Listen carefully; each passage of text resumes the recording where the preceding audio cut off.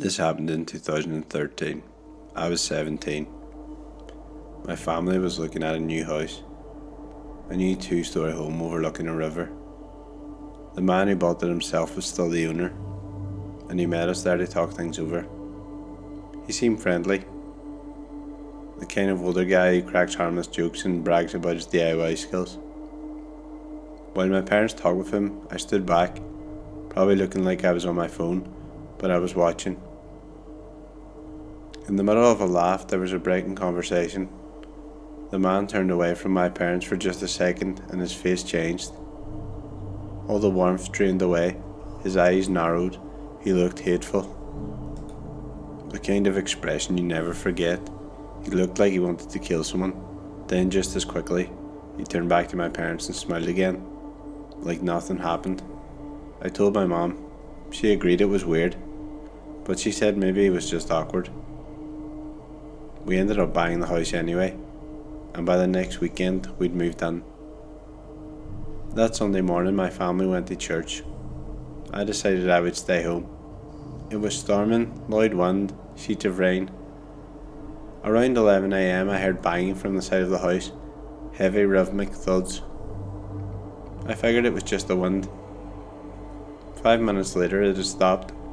10 minutes after that, I had heard someone walking around downstairs. It was unmistakable. Chairs moving, cabinets open, the fridge opening and closing. I froze. I got up and quietly locked my bedroom door, grabbed my baseball bat and called 911. I whispered my address. The operator told me an officer was around 10 minutes away.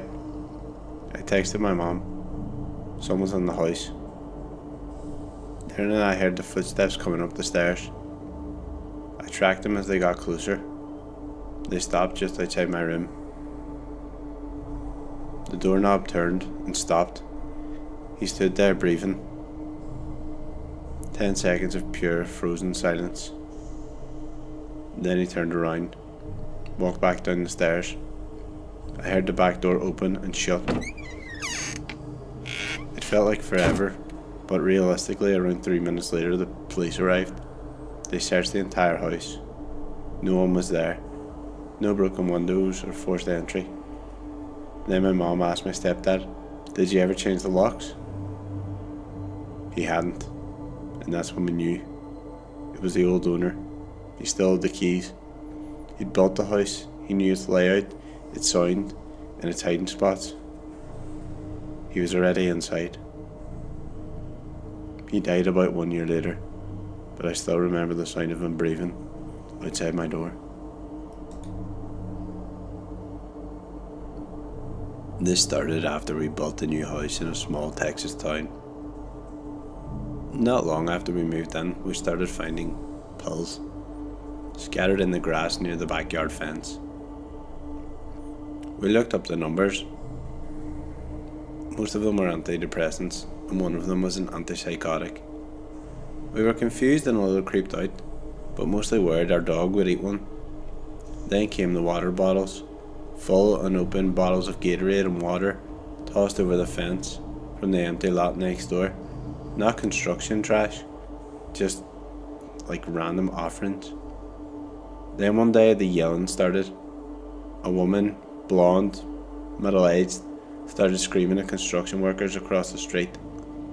Sometimes from her porch, sometimes in the dirt lot, sometimes screaming at no one at all. Her name was Kay. Everyone in the neighbourhood knew her, and everyone was kind of afraid of her. Up to a point, I'd never seen her in person. I was in college around an hour away, but one weekend I was home alone, fresh out of the shower, when I heard some shouting outside. I peeked through the blinds and saw her, screaming near the new build. Then she stormed off. The couple she'd yelled at got in their car, but before they left, the man walked up and rang our doorbell. I didn't answer. He came back a moment later and left a note on our door. It said they had just caught Kay trying to get into our backyard. I panicked. We always left the back door unlocked during the day.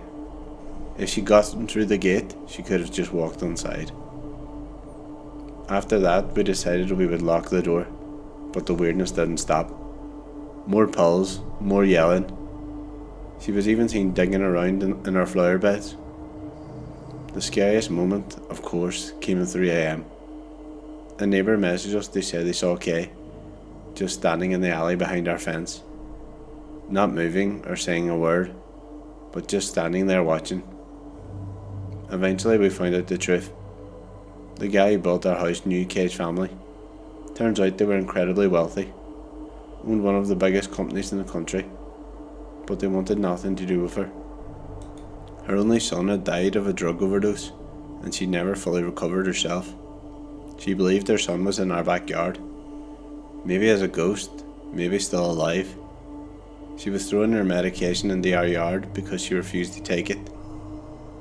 It all came to a head when she pulled out a BB gun on some workers. Cops swarmed the street, but luckily they already knew her story, and they were able to handle it peacefully. Kay was committed. Months later she came back, quiet, medicated, normal. She walked past our house every day now with her dog, but I'll never forget the way she stood at our fence in the dead of night, waiting. I just moved into a house I found on Craigslist. It wasn't great. It had a bit of a weird layout, unfinished porch. It seemed like it was built in maybe the 30s, but it was all I could afford, and I really needed something wheelchair accessible for my dad. The landlord was off-putting from the start. He texted constantly, "Don't waste my time, be sure you're serious about seeing the place." But I assured him I was serious. When we showed up to view it, he was all smiles until he saw my dad. The moment he saw the wheelchair, his face changed, scowl. He didn't even acknowledge him. He just looked at me and said, "I thought it was just you." Still, I needed the place, so I paid the deposit and moved in.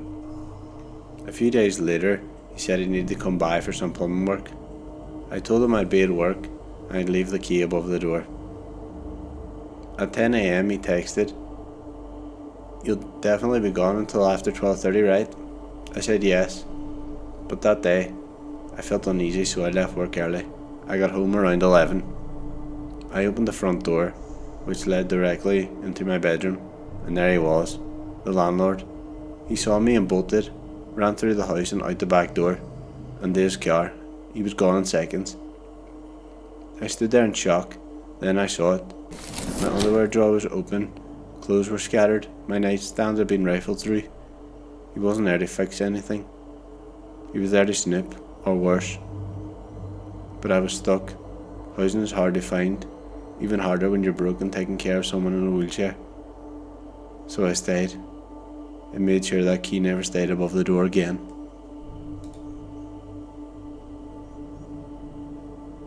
When I was 12, my family moved to the countryside in Louisiana. It had 3 acres of private land, rural and quiet. The second night, our dog Parker started barking in my room. He was staring at the corner, growling, tail wagging like he saw something or someone, but there was nothing there. The next day, a man knocked on our door. My dad answered, and the man introduced himself as Gene. He said out he was our next door neighbour. Even at 12, I just knew there was something off about him. Later that week, I was sitting in the back garden playing Pokemon when Gene appeared out of nowhere, walked right into the yard and sat beside me. Then he started making Pikachu noises. It was unsettling. My dad came around the corner and saw us, and calmly told me to come inside. Later he asked if Gene had just walked into our yard, and I said yes. He told me to stay away from him. A few nights later, Parker started barking again, this time at the window. I opened it, and I heard it, Gene outside in the dark, making the same Pikachu noises. I ran to my dad screaming. He stormed outside, but Gene was gone. So we went to Gene's house, except Gene didn't live there. An old woman answered the door. She'd never even heard of him. No one in the area knew who Gene was. We called the police. It made the news. But we never saw him again.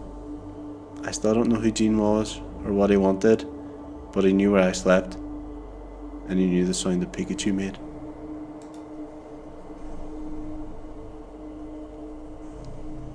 I was 28 when I bought my first house. My dad helped me with the down payment. The place was old, filled with furniture left behind by the previous owner, an elderly couple. The husband had died years ago, and the wife had passed away a couple of weeks before I moved in. One of the first things I threw out was an old rocking chair in the living room. It just kinda gave me a weird vibe. The next day I was cleaning up the upstairs when I decided to check in the basement again. A cramped little space with a washer and dryer. And right in the middle of the basement was the rocking chair. The same one I had tossed out. No one else had access.